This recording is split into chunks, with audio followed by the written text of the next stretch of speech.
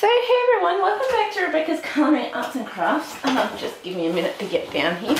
Sorry, I had to stand on my chair, which isn't a good idea with my bung ankle, to try and get the tripod high enough for this book unboxing. So I actually got up today to find this big box on my doorstep, and it is a box full of, I think, at least 12 Goldsboro books. I didn't realise it was quite so big, but it came via parcel tracking. I'm going to have to check which of these have arrived and which I'm still waiting on, so that I sort of have an idea for the mail in the future. But yeah, I thought I would do a bit of an unboxing, and I was tempted to try and look before, but I figured I'm not going to get it undone like that. And yeah, I really had to set the tripod up high to be able to even look at doing this. So yeah, I just thought I would unbox these on camera because I've been waiting for these for quite a while, and I'm really looking forward to them. Obviously, as I said, this is a Goldsboro Books unboxing. So this is a whole heap of books that I ordered from Goldsboro Books a while ago, and a whole heap of packaging all over the floor now. But as you can tell, they're very well protected. So we got multiple books, I think. Well, there's definitely multiple books.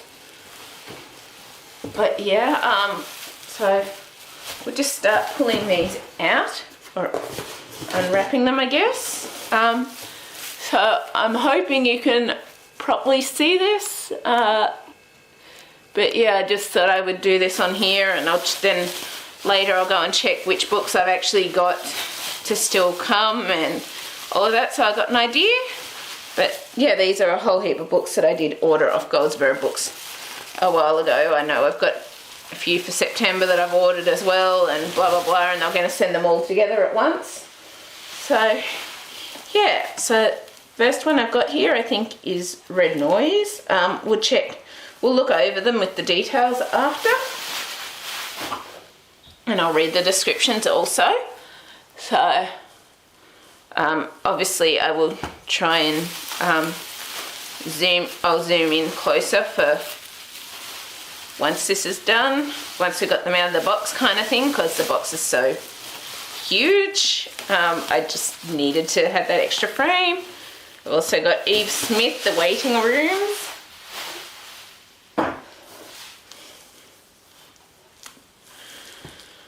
Okay, now we got the big one. The big one, and this was apparently a 7 kilo box of bookish goodness, I guess you could say. So let's just try and unwrap this, shall we say.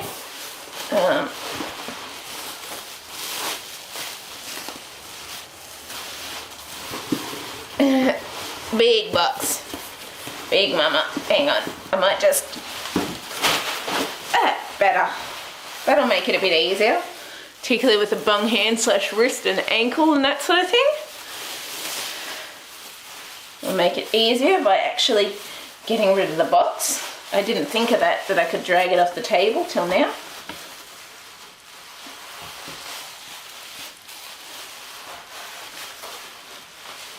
Oof. Boy, she's heavy, that's for sure. Now I see why it said that it was a 7 kilo box in there.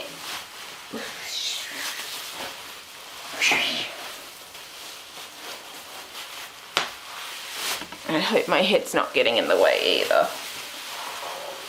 I just noticed, I think the camera's on there a bit crooked. Not totally sure, but it sort of looks a bit like it could be on there a bit crooked. So,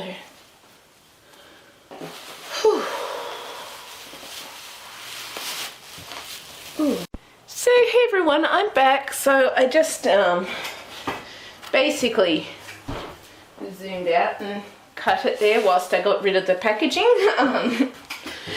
So yeah, I guess we'll go into a bit of a thing as to which books we've got and the descriptions and stuff. This may take a little while. We've got 1, 2, 3, 4, 5, 6, 7, 8, 9, 10, 11, 12 books in here. And I just realised I forgot to grab scissors. So I'll just quickly do that because one of the books actually has plastic protecting it.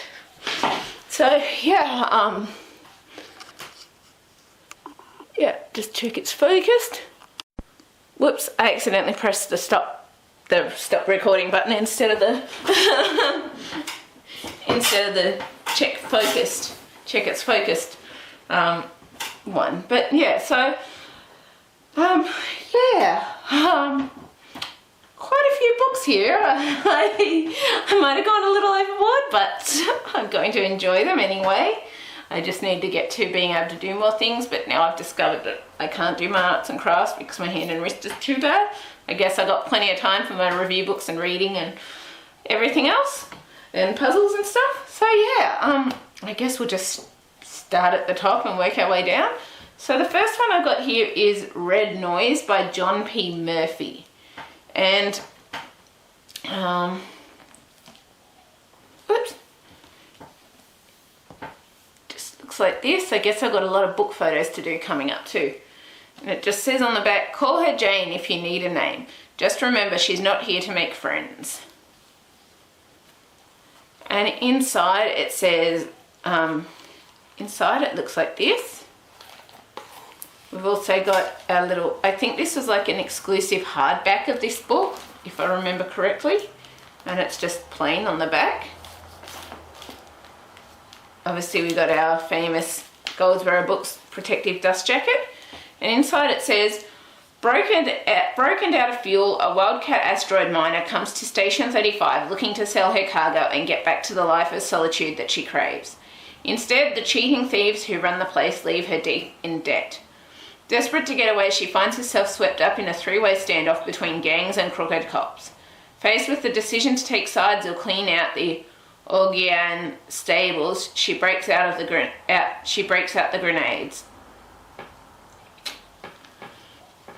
So that sounds very intriguing, and I think it's like a sci-fi fantasy book. And inside we've got number 30 of 300 numbered copies. It's signed by the author.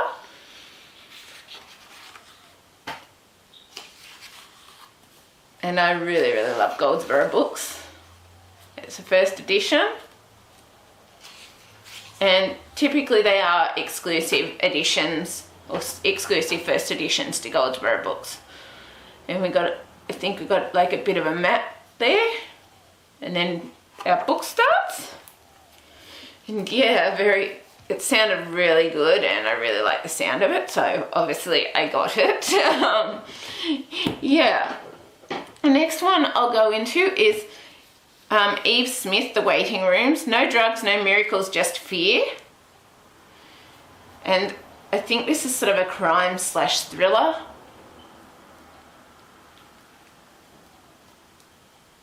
And now back. Inside we've just got our plain sort of light grey with blue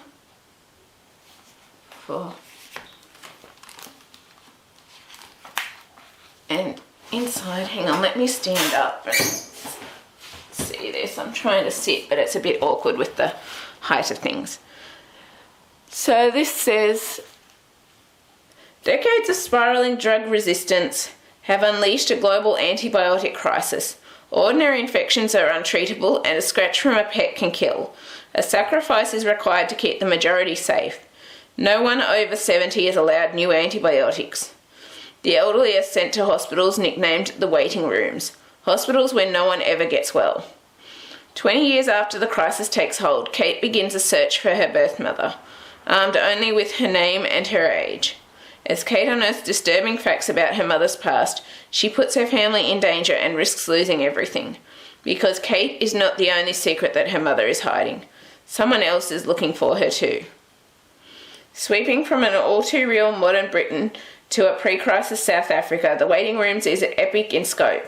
Richly populated with unforgettable characters and a tense, haunting vision of a future that is only a few mutations away. And then, so yeah, I thought this sounded really intriguing. So inside,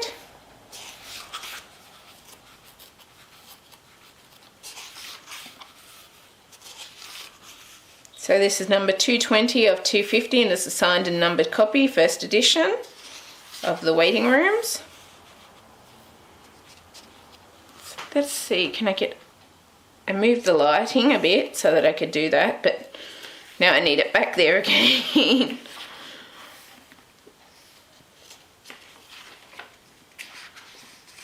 But yeah, so very, very awesome to have, and I love all the Goldsboro Books editions basically come in perfect condition, which is awesome. I love that they have that fact, and also those two don't have sprayed edges. That's why I haven't mentioned about sprayed edges either. So if I don't mention sprayed edges, it's probably because they don't have it. So the next one I've got here is The Sin Eater. Can you uncover the truth when you're forbidden from speaking it, by Megan Campsey.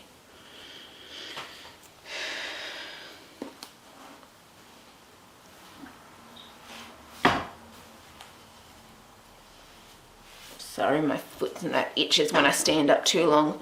I can't stand up too long, but yeah. And this says, an old adage says that there are really only two stories. A man goes on a voyage and a stranger arrives in town. This is the third. A woman breaks the rules. So inside, we've just got our red with gold.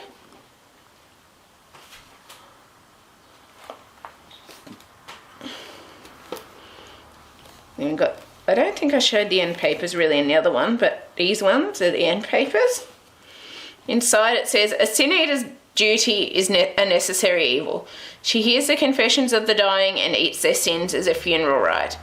Stained by these sins, she is shunned and silenced, doomed to live in exile at the edge of town.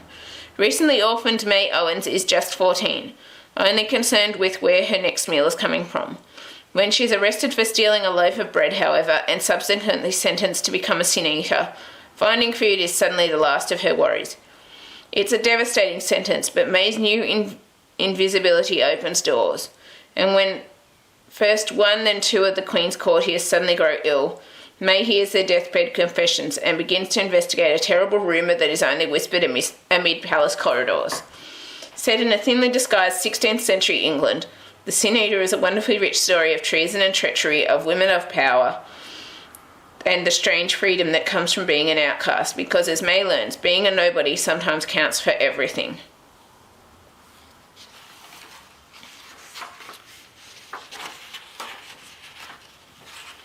We've got number 91 of 200 numbered copies of the first edition, and it's signed. Whoops.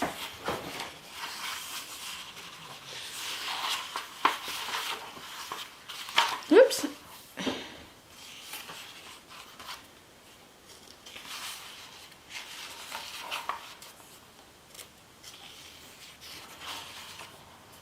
I think that's our chapter sections, I'm guessing, but I'm not sure, it might not be. Or maybe it's like family trees or something specific to the story, I'd say. So let's see, oat porridge. No, okay, so, oh, that's a selection according to both large and small foods, so I'm guessing it's something to do with the story. But yeah, I really love that cover too. I'm sorry, I need to try and sit. Standing up for long just does not do me good with things. So the next one I got here is a limited independent bookshop edition of The Glass Hotel by Emily St. John Mandel, I think it is. And I'll just see if I can show you this. I'll zoom in and try to focus on it, but you can see the gorgeous sprayed edges on here. It's actually a forest in the sprayed edges, and I really was not expecting that. So I don't know if you can probably see that, but yeah, we got a gorgeous forest in our sprayed edges. Just check it's back focused again. And this is the limited edition of it, from independent bookshops anyway. And so we've just got black white inside. Our end papers are gorgeous marbled end papers. Really, really love them. And it says, a captivating novel of money, beauty, crime, and moral compromise, in which a woman disappears from a container ship off the coast of Mauritania, and a massive Ponzi scheme implodes in New York, dragging countless fortunes with it. Vincent is the beautiful bartender at the Hotel Cayette, a 5-star glass and cedar palace on the northernmost tip of Vancouver Island. New York financier Jonathan Alcatis owns the hotel. When he passes Vincent his card with a tip, it's the beginning of their life together. That same day, a hooded figure scrawls a note on the window wall of the hotel. Why don't you swallow broken glass? Glah. Leon Prevant, a shipping executive for a company called Neptune Avramidis, sees the note from the hotel bar and is shaken to the core. 13 years later, Vincent mysteriously disappears from the deck of a Neptune Avramidis ship. Weaving together the lives of these characters, Emily St. John Mandle's The Glass Hotel moves between the ship, the towers of Manhattan, and the wilderness of remote British Columbia, painting a breathtaking picture of greed and guilt, fantasy and delusion, art and ghosts, and the ghosts of our past.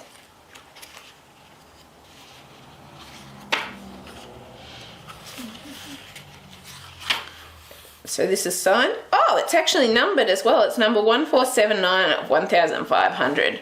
So there's only 1500 copies of this sprayed independent bookshop edition. And I have one of them. I was blown away when I saw those sprayed edges, but that as well. Oh my gosh, that is amazing. And it's obviously first edition. So we got our contents and part 1. Yeah, I'm really, really excited to have that. And yeah, oh, it looks like it's got a ribbon bookmark in it as well. How cool! But yeah, that's beautiful. So I'll go on to The Honey and the Sting next, I think, by E.C. Fremantle. 3 Sisters, 3 Secrets. And wow, that's really pretty with the gold and silver foiling on the black.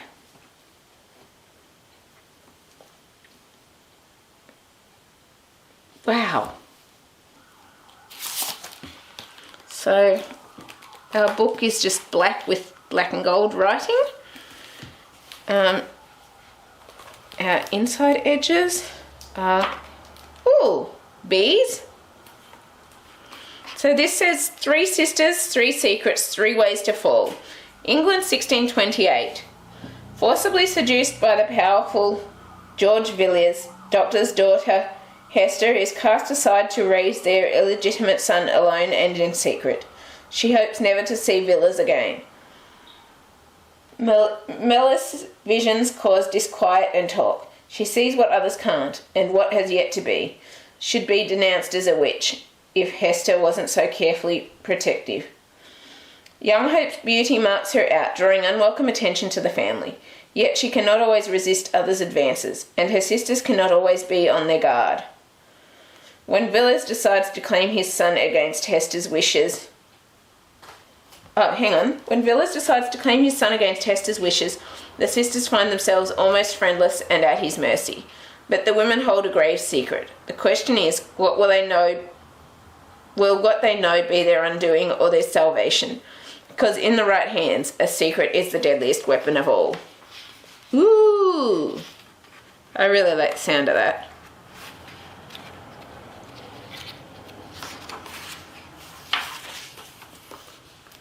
So The Honey and the Sting, and it's a signed edition. Obviously, I think this is just like a trade first edition that's signed. But I still love having them anyway and adding them to my collection. Yep, that's it for that one, but it's gorgeous. Gorgeous, gorgeous, gorgeous. Really, really pretty. The next one I've also got is Q by Christina Delcher. In this world, perfection is everything. Okay, so she did I didn't actually get that one, but apparently she did a book called Vox, is it? Silence Can Be Deafening. But I don't actually have that one, so I didn't know about that one. I'm not sure if that one was done with the Book of the Month Club book or not, but yeah, well, I don't have it, so I'm going to enjoy this one anyway. Obviously, you can't have every book from every single book from every single author or all that. Just get what you like the sound of and enjoy it, blah, blah, blah. And so this one has yellow sprayed edges. See inside, it got end papers with the cues. It's just sort of like a whitey grey. The Cue by Christina Delcher. Looks like this is a Harlequin printing. And so this says, in this world, perfection is everything. Alina Fairchild is a teacher at one of the state's new elite schools. Her daughters are exactly like her, beautiful, ambitious, and perfect. A good thing since the recent mandate that swept the country is all about perfection. Now everyone must undergo routine tests for their quotient Q, and any children who don't measure up are placed into new government schools. Instead, teachers can focus on the gifted. Alina tells herself it's not about eugenics, not really, but when one of her daughters scored lower than expected and is taken away, she intentionally fails her own test to go with her. But what Alina discovers is far more terrifying than she ever imagined. Sounds so cool. Obviously, I bought all of these because I like the sound of all of them. But yeah, I just love the Goldsboro Books editions and the quality they come in and everything like that. So this is number 68 of 250 numbered copies and signed by the author. And it's in association with Goldsboro Books. Some of these were released a while ago. And this is first edition as per usual. Oops, I keep flipping that. But yeah, I really, really love these editions. And yeah, Goldsboro Books always has amazing customer service and stuff, as you would have seen by my review. So yeah, the next book here, and there's some of these have a few slight scratches into the thing, but that's why Goldsboro protects them with the dust jacket covers, I think it is. So just sort of tempted to try and see if it's gone through or not.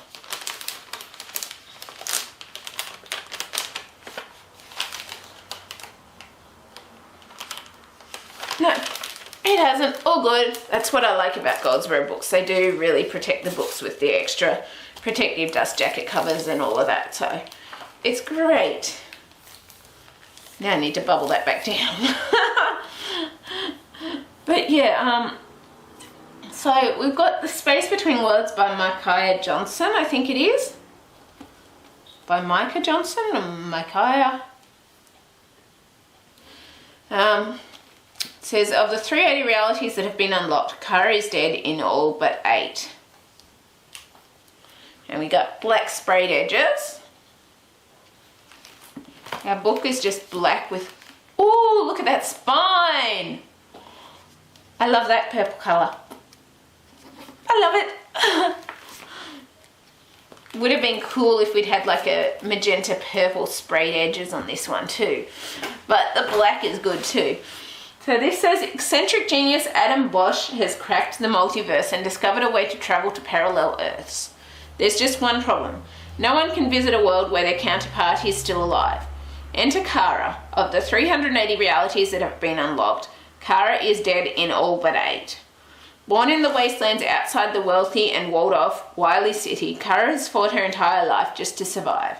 So when she's offered a job traveling the multiverse and a safe place in the city to call home, she's willing to do anything to keep it that way.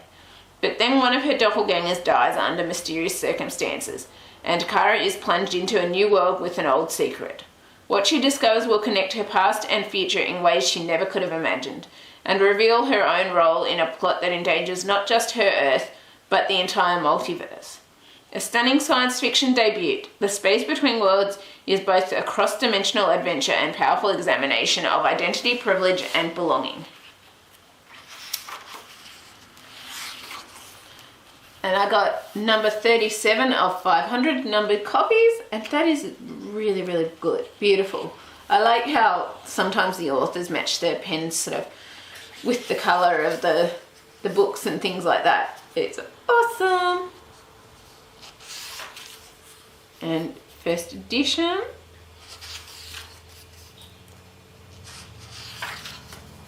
And I think this is like a solo novel, but I've got to check these before I do too much, just to see. So next one, this is actually my Goldsboro Books SciFi Premier Club. I think it's the August book. Yeah, hang on. Yeah, I've received July, so yeah, this is the August book. So the August book this month was an exclusive edition of 8 Detectives by Alex Pavisi, I think it is. And it looks like this.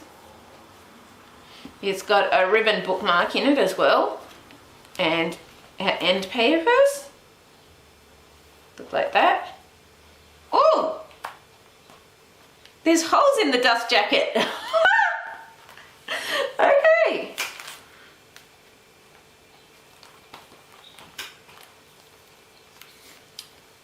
Eight Detectives.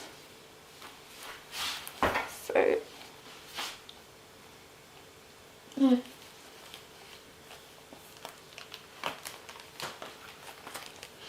So this says all murder mysteries follow a simple set of rules. In the 1930s, Grant McAllister, a mathematics professor turned author, worked them out, hiding their secrets in a book of crime stories. Then Grant disappeared.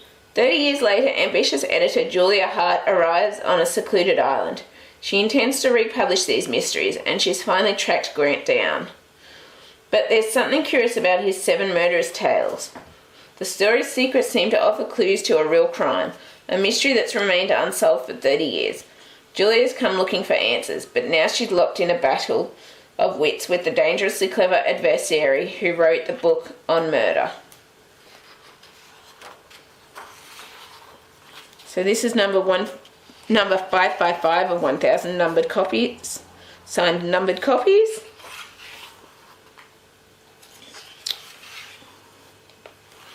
Yeah, awesome to have.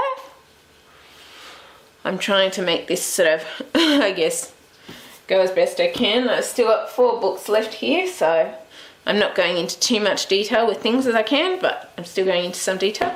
So this is my Goldsboro Books SciFi Fantasy Fellowship Premier SciFi Fantasy Fellowship edition for the month of August, and this is The First Sister by Lyndon A. Lewis. So we got these gorgeous details. I think it's an exclusive dust jacket, but I'm not totally sure. And this says, First Sister has no name and no voice. Leto Val Lucius has no faith and no loyalty. Now both must decide what they are willing to sacrifice in the name of duty or love. And I forgot to show too, 8 Detectives also has sprayed edges. I just realised I forgot to show that. And this one also has sprayed and stenciled edges on our book, which is awesome. Inside, it's just black with a red spine.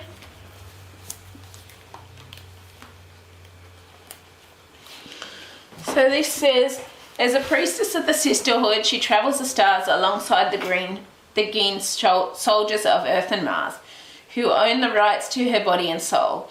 When her former captain abandons her, First Sister's hopes for freedom are dashed, and she is forced to stay on her ship with no friends, no status, and a new captain, Saito Ren, who she knows nothing about. But Captain Ren has a secret, and First Sister is commanded by the head of her order to find out what it is. What starts as a simple task quickly becomes complicated as First Sister and Ren grow closer, and she realizes that sacrificing for the war effort is so much harder to do when your loyalties are split. Leto Val Lucius has no faith and no loyalty.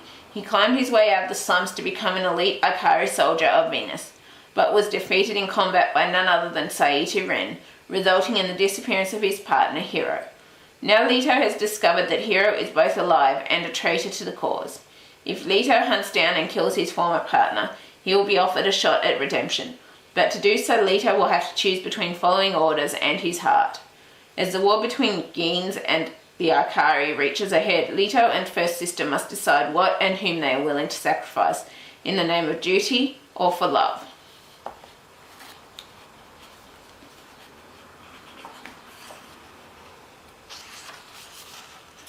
So we've got First Sister. This is number 240 of 750, signed edition. And this is from their SciFi Fantasy Fellowship subscription.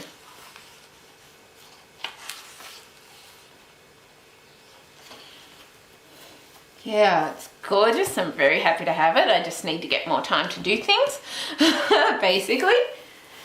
And I'm just going to move these temporarily. So the next one I got here, I'm actually going to have to open up. It came in this packaging with the dust jacket. It also has a thing here. I'm guessing it's 445 of the amount of numbered copies they had of this edition. So from what I know, I think this is their exclusive slipcased edition of The Midnight Library by Matt Haig, I think it is. So just take the tip off there.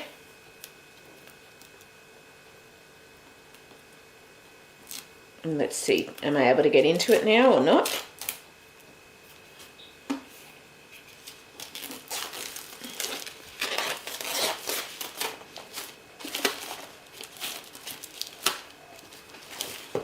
Sorry if I took that out of frame, I wasn't trying to. So this is our exclusive slipcase edition of The Midnight Library by Matt Haig. Let's see, can we get her out? Yep.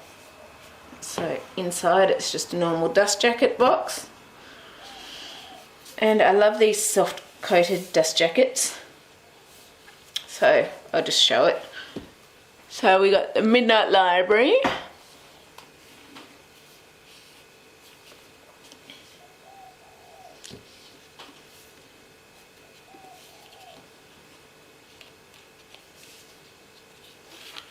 Yeah.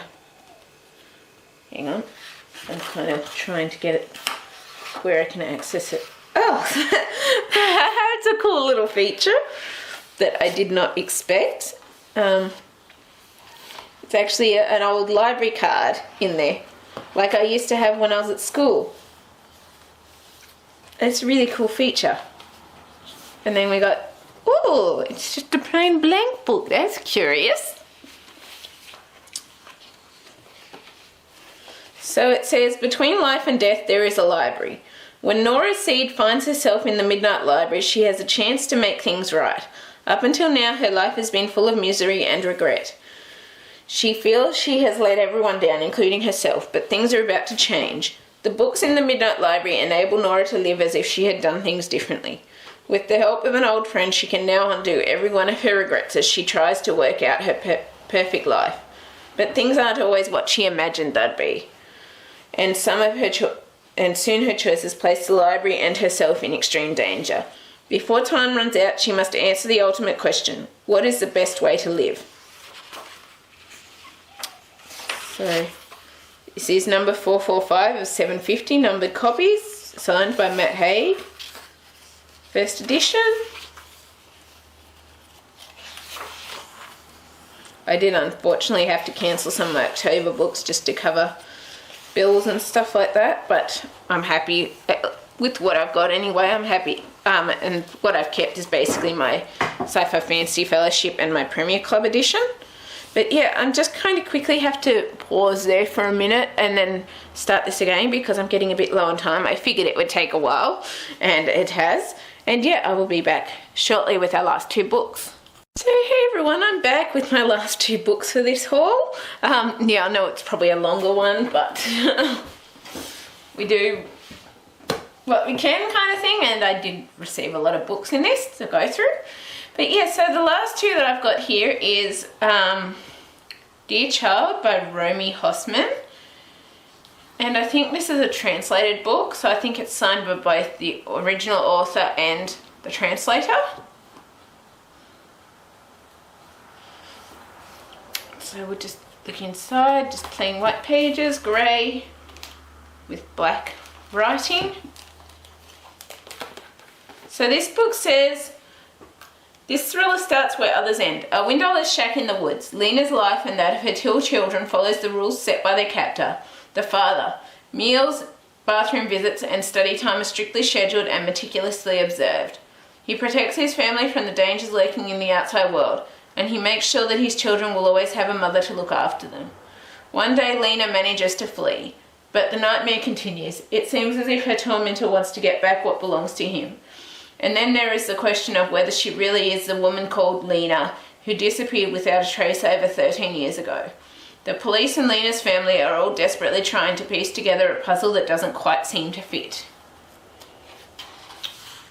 So this is number 189 of 250 numbered copies, the first edition, and yeah, it's signed by the author and the translator.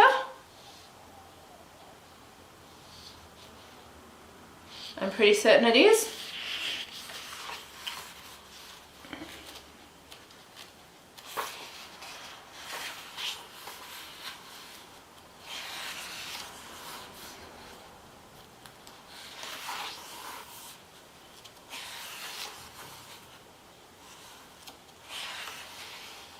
Okay, so don't have a map or anything in it, but should be very interesting to read. And the final book I've got here is Every Sky Grave by J. Posey. I haven't read any of his other books. So we've got this, and it says it was the language that united them. It was the language that had lifted the human race from the dust and granted them the stars as inheritance. There was power within its words. And we got like navy blue sprayed edges as well. It's the black book with gold writing inside. Navy inner pages. And so here it says, her word is her weapon. Mankind has spread out and conquered the galaxy by mastering the fundamental language of the universe. With the right training, the right application of words, the truth itself can be rearranged. Language is literally power. Peace reigns now, order reigns. For if a planet deviates too far from what the authorities plan, an agent is sent out to correct that, to quietly and with great skill end that world. One such agent is Illith, a true believer. But on a clandestine mission to stop an uprising before it can truly begin, Illith comes to realize she hasn't been told the whole truth herself. There's so much she doesn't know. How can there be people whose truth is different to that of the authorities? Illith's faith in the powers that be is shaken just when she needs it most. While on her mission, a dark and unknown presence makes itself known at the edges of the galaxy, and it cannot be controlled, for nobody knows its name. Exhilarating and utterly original, Every Sky Grave is an epic tale of truth and power among the stars.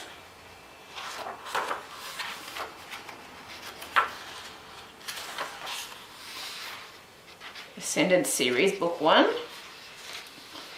So I think this one is actually, it's not a signed and numbered edition. It's a signed edition, but it's not numbered by the looks of it. But it is an exclusive just because of the sprayed edges and all of that. And it's a first edition, obviously. But yeah, so that's my bit of an unboxing of these Goldsboro Books editions. I really hope you've enjoyed this unboxing. If you have, please leave a like, subscribe, comment. I always love hearing from you. I hope you have a good day, and yeah, I will see you later. Bye.